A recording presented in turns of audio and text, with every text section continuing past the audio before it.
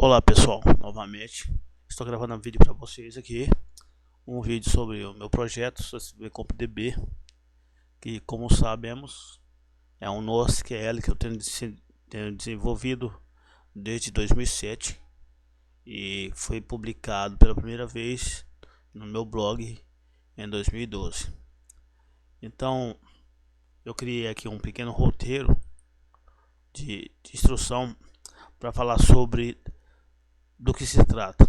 O tema desse vídeo é o primeiro de uma série de 2 ou 3 vídeos sobre os novos métodos de acesso, que é o método de acesso por TCP/IP, IP/TCP, de forma remota. Então, o que eu quero salientar nesse vídeo? Salientar que esse vídeo é caseiro e que pode ter ruído de fundo, você deve ignorar aí qualquer ruído de fundo. E vamos então à questão do vídeo. O CSV CompDB é um NoSQL que ele é persistido em CSV delimitado por ponto e vírgula. Ele pode atender a uma estruturação como tabelas em CSV, ou então ele pode trabalhar de modo flexível, fazendo fragmentação de CSV, usando saídas padronizadas por templates. Tem duas versões, uma versão CGI e uma versão desktop. Eu quero salientar então que as versões CGI desktops que estão atualizadas são a versão para o Windows, porque eu tenho um sistema operacional Windows e tenho toda a ferramenta de computação para o Windows. Atualmente eu não estou tendo disponível um computador suficiente grande, com memória suficiente para poder fazer uma máquina virtual Linux. Então por isso que a versão Linux está um pouco atrasada. E se você for um empresário ou você mesmo, pessoa física, tiver um computador em bom estado que queira doar para o projeto aí, você pode entrar em contato comigo. Então caso tenha um computador com a versão Linux, para a gente desenvolver esse projeto para Linux e atualizar as versões. Mas então está aí, versão Windows, você pode baixar lá no blog e pode ver que ele está atualizado com todos os detalhes que eu vou explicar aqui agora. Então temos duas versões, a CGI e a desktop. Para integrar esse sistema, temos um conjunto de bibliotecas escritas em 5 linguagens de programação. Eu chamo essas bibliotecas de IDEs, que elas são drives intermediários, né? O que ele faz? A IDE tem o objetivo de pegar o bloco de comando CQL, que é um bloco específico do NoSQL, e converter esses blocos de comandos para a linguagem que o usuário deseja usar. Por exemplo, quem vai usar Lázaro, Delphi, pode usar aí do Pascal. Quem vai usar o Python pode usar suas ferramentas com Python, com Lua, com Dart da Google, e do Prisma. Prisma é uma linguagem brasileira, semelhante à Lua, mas com a sintaxe totalmente em português. Uma linguagem muito boa e muito veloz como Lua. Por exemplo, as vantagens é que com a IDE ou as IDEs, a sintaxe das funções são semelhantes. Como você pode conferir aqui nessa questão, create table, db table é igual em todas as versões. Vou mostrar aqui aberto no meu navegador, aqui no meu editor aqui, que create table em Dart tem a mesma sintaxe que create table em Lua, ou Pascal, ou Prisma, ou Python. Tem alguma versão também de JavaScript que eu fiz para a biblioteca da Kone, porém ela está desatualizada, mas ainda está sendo útil. Se quiser baixar, pode baixar. Então o objetivo da biblioteca é que a partir da função na linguagem de programação que o desenvolvedor quiser usar, ela dá como retorno um bloco de CQL montado perfeitamente para ser usado na aplicação. Então você pode invocar o método a partir da aplicação que você está desenvolvendo para fazer a requisição ao banco. E a requisição pode ser feita de qualquer forma, tipo web services, hostful, né? REST, RSP, vários métodos. Então vamos aqui falar sobre os métodos de acesso do CSV CompDB. Eu tenho vários vídeos aqui no canal falando sobre para a versão CGI com interface web, ou seja, uma página web que você vai pelo navegador, tanto a partir de um PC, de um tablet, de um celular. Você navega e entra, faz o site, você consegue essa interação. Então a versão CGI também com web service, só que com web service você entende que a requisição ela não vai por interface de web browser, mas vai por uma interface de API, onde a requisição é enviada via socket e tratada no web service, invocando o script CQL que está lá no servidor. E pode ser feito inclusive pelo método get do post sob o SSL. Aqui no canal tem alguns vídeos fazendo uma experiência prática a respeito disso. Temos ainda então os métodos de acesso para a versão desktop, que é pelo sistema de arquivo. A entrada do CSV CompDB é um arquivo o qual você deve salvar o script dele e a partir disso invocar a execução do CSV CompDB, que vai pegar esses arquivos de entrada e vai aplicar isso na base de dados. Uma outra forma de acesso é por via ODBC, né? ODBC é o padrão da Microsoft. Então você, a partir de qualquer aplicação que tenha interface ODBC, você consegue gerenciar esse aplicativo, essa base de dados na aplicação que você quiser ou no administrador de ferramentas de dados que você quiser. O tema mais desses dois vídeos que eu pretendo fazer, desde que eu estou te explicando, e o próximo é que um novo padrão de acesso por TCP. Estou implementando esse ecossistema que já pode ser até útil, já pode ser usado, que é a plataforma por padrão de acesso TCP, que é basicamente um sistema que pode ser nucleado ou distribuído e tem basicamente essa arquitetura. Como podemos ver nessa arquitetura, vamos considerar o seguinte: vamos considerar que essas três unidades de terminais aqui pertencem a uma loja. Vamos usar, por exemplo, uma grande loja aí da rede de varejo. Então, essa grande loja tem lá um servidor remoto lá na nuvem com um banco de dados. E nesse servidor tem uma base de dados única centralizada. Então é o seguinte: esse terminal de uma loja, supondo-se que essa loja tenha 3 terminais. Então cada terminal da loja ela vai acessar o servidor pelo IP e uma porta exclusiva daquele terminal. Então ele vai acessar até o servidor, e no servidor para cada cliente de acesso de terminal, ele tem um monitor que é uma conexão na extremidade, uma conexão TCP monitora na extremidade. Então temos aqui para cada terminal um monitor na extremidade. E esses monitores eles podem trabalhar tanto na mesma base como em bases separadas.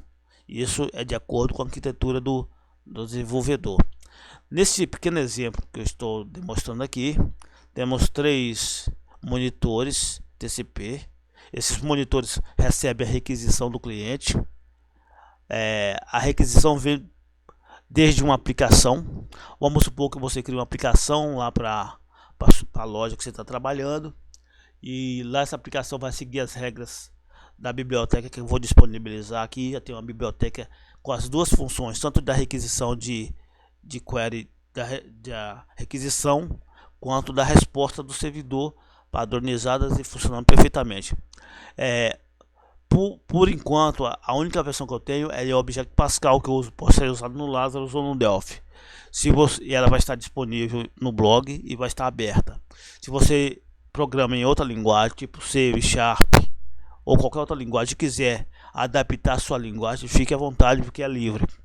Então, como se dá essa transação? Então, a aplicação que você vai fazer no terminal, vai enviar a query. Vamos supor que você cria lá um botão tipo pesquisar. Aí você clica no botão pesquisar.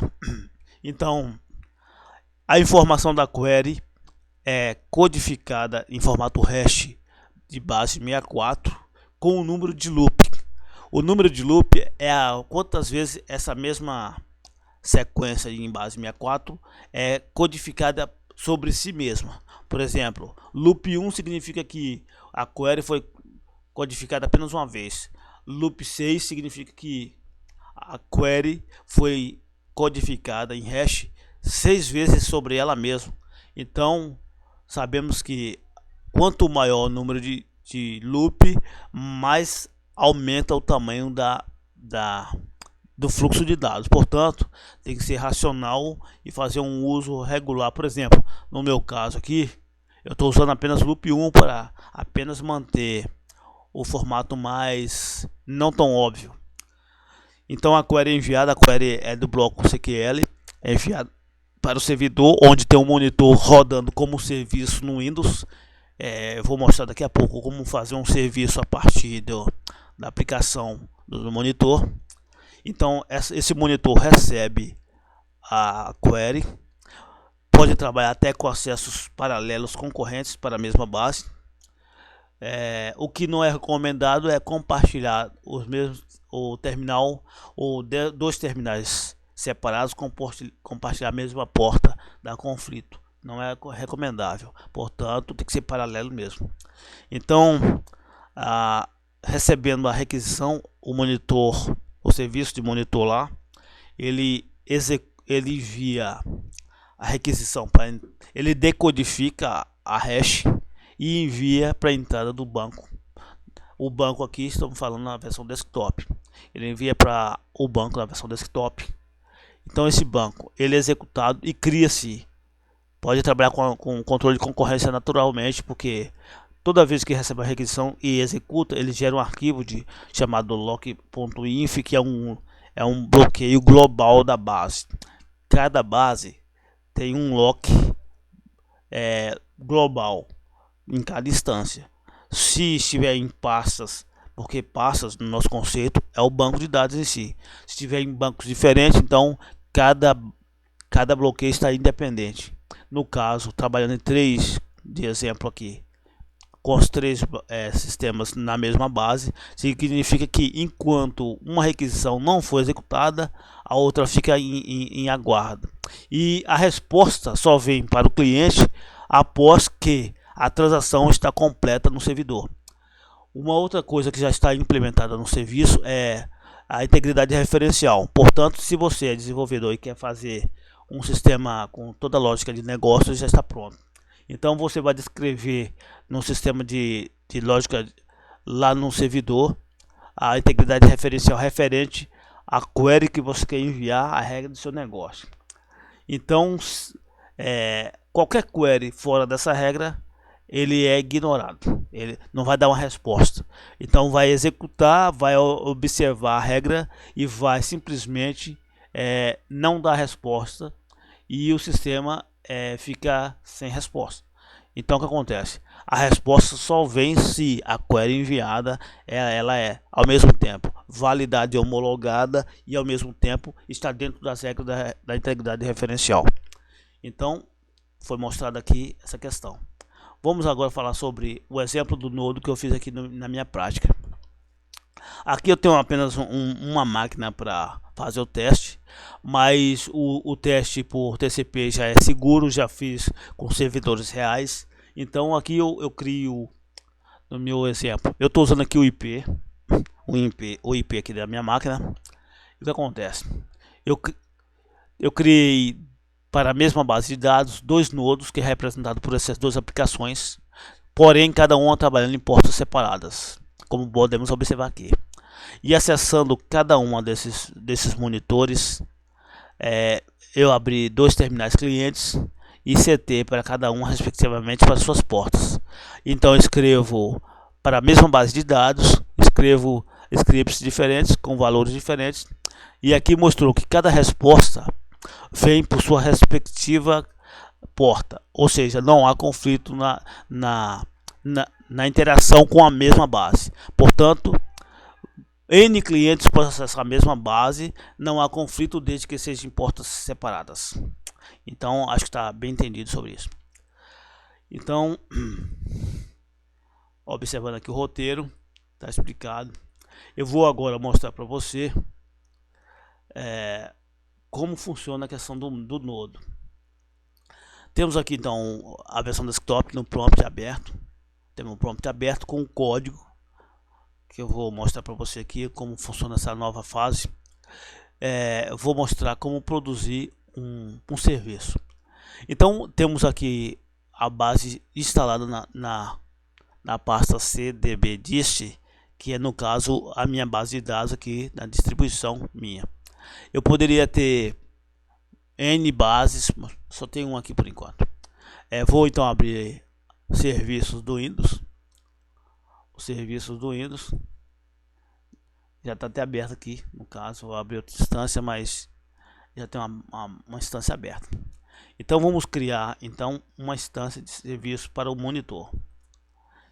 É fácil, simplesmente o monitor, você chama ele um monitor na sua base, abre ele na sua base.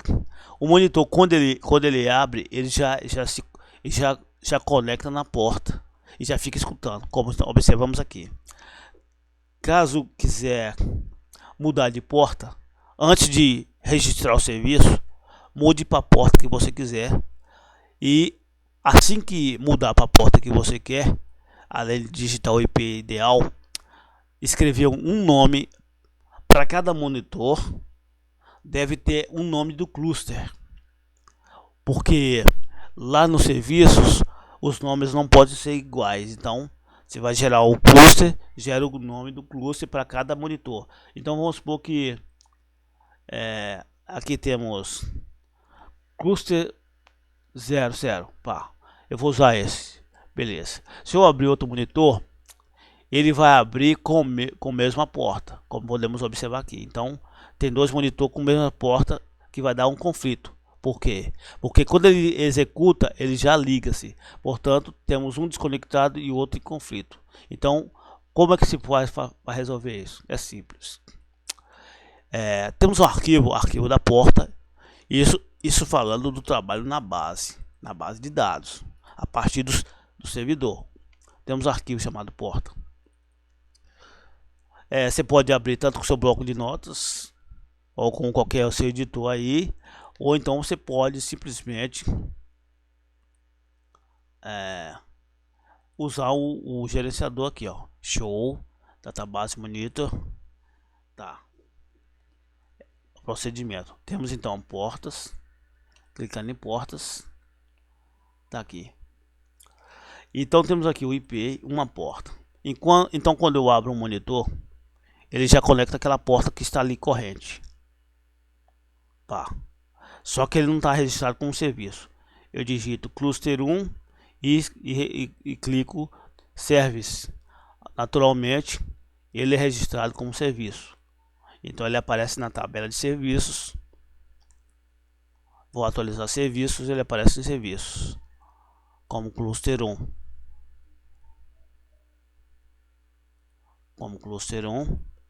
Aqui está como serviço.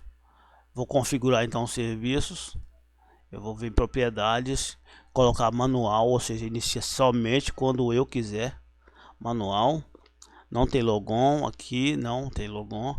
Vamos aplicar manual e vamos dar OK. Portanto, ele existe, o serviço ele está desativado.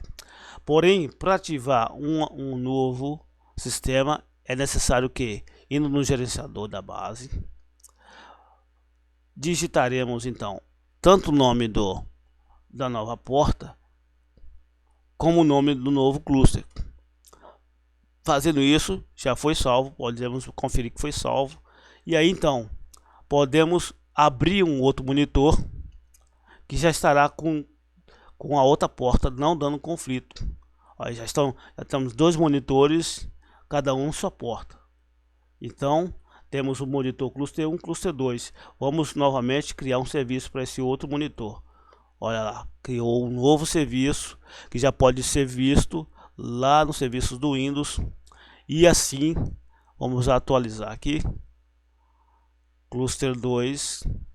Vamos configurar o Cluster 2 em propriedades. Colocar como manual. Para inicializar somente quando eu quiser. Então vamos aplicar. E dá OK. Então temos dois clusters. OK, prontos. Vamos supostamente, se fosse necessário, fazer o terceiro. Portanto, mantenho as duas aplicações abertas. E aqui eu mudo então. Colocar uma nova porta. 82 cluster 3. E assim sucessivamente até Deus sabe quando. Então vamos lá. Cluster 3 foi salvo. Naturalmente eu editar aqui já salva. Então vamos abrir então o monitor 3. Ao abrir o monitor 3, ele já vem e já conecta na porta. Ele fica ouvindo. Então temos aí, selecionamos então novamente Services. Ele então registra o serviço. Registrando o serviço, vamos lá, procedemos na mesma forma que os outros. Atualizamos e o serviço foi feito no cluster 3. Então assim podemos ter N clusters como serviço rodando. Vamos colocar como manual, aplicar e dar OK. Dando OK, vamos então. A partir disso, então, podemos fechar os monitores, porque já está registrado como um serviço lá no nosso serviço. Então, temos 3 clusters trabalhando como serviço. Vamos testar um desses. Então, vamos pegar o serviço número 1. Veja que eu fechei os monitores. Vamos pegar o cluster 1 e clicar em iniciar. E aí está sendo iniciado o cluster, o serviço do cluster, o monitor como serviço. E para testar esse monitor como serviço, observe que o cluster 1, a porta é 80. Então, temos uma aplicação aqui que é o cliente. Como está na mesma base, eu sei que eu tenho que colocar ele como sendo porta 80. Então, antes de abrir o cliente, eu mudei para a porta 80 e chamo ele. Ao chamar, ele está na porta 80, referente ao primeiro monitor. Vamos tentar conectar então. Conectado. E vou rodar essa query que já está pronta aqui. Vou lançar a query. Aí vai a query.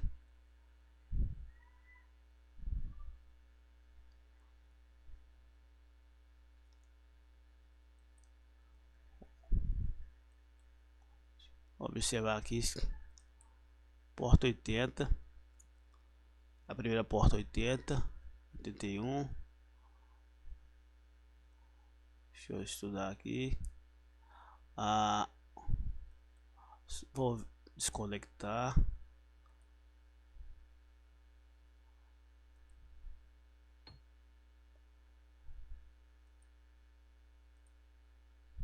Então vou reiniciar lá. Então vai iniciar na porta 80. Porque eles vão ler a mesma porta.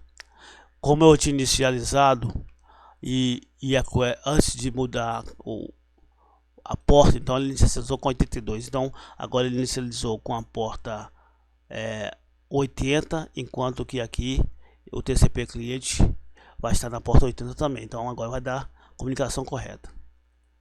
Então vamos lançar a query. E aí está. Então tá certo. Então, como a porta lá no arquivo de configuração está 80, nessa porta 80 eu tenho essa comunicação. Eu vou agora no gerenciador modificar para 81. OK, e vou iniciar o serviço 2. Então, serviço 2, vou iniciar. Quando eu iniciar o serviço 2, eu sei que é na porta 81. Então, na porta 81, eu sei que tem outro. Então, vou abrir outro cliente, que ele já me apresenta aqui com a porta 81. Eu vou conectar. Eu vou fazer uma nova busca, porém com outros dados, tipo ID. Na porta 50, não tem esse dado lá. Vou buscar uma outra busca, que 012. Fazer uma busca conectado, enviar, e aí está, duas respostas totalmente diferentes, porque a base de dados é a mesma, porém o cliente se conecta a um serviço para um monitor pela porta 80, enquanto que o outro cliente se comunica ao outro monitor na mesma base pela porta 81. Então temos aqui, vamos supor, duas queries. Vou fazer mais duas queries diferentes. Vou copiar essa query aqui. Aqui está buscando o valor 12 do 12, enquanto que aqui vou buscar um outro valor na mesma base de dados. Aqui temos uma busca por key número 22. Então buscando aqui uma query, o valor 22 do dado 22, aqui busca novamente o dado 12. Posso mudar aqui para 32, busco o dado 32 na query, aí está. Ou seja, a mesma base de dados, o cliente faz uma busca por TCP através da porta 80 para o mesmo IP, com o resultado recebendo cada um seu respectivo resultado. Então é muito importante observar essa sequência de criação de serviços como a sequência de inicialização dos serviços. Então, como podemos ter aqui, temos já duas instâncias trabalhando de forma independente. Vamos então abrir a terceira instância. Para isso, temos então que mudar a porta para 82, que é a última e terceira instância. O arquivo de configuração da base já está escrito com 82, e vamos então inicializar o serviço 3. Iniciar o serviço 3, ele inicia lendo aquela porta 82. Então ele já está na porta 82. Agora, para ele, podemos abrir um cliente que já vem com o número 82, porque usa o mesmo arquivo de configuração de inicialização. Aqui vamos conectado, e agora vamos enviar uma query específica para esse cliente. Então Ctrl V, aqui query 02. Então vamos buscar na base o dado 02 referente a este tipo de interface.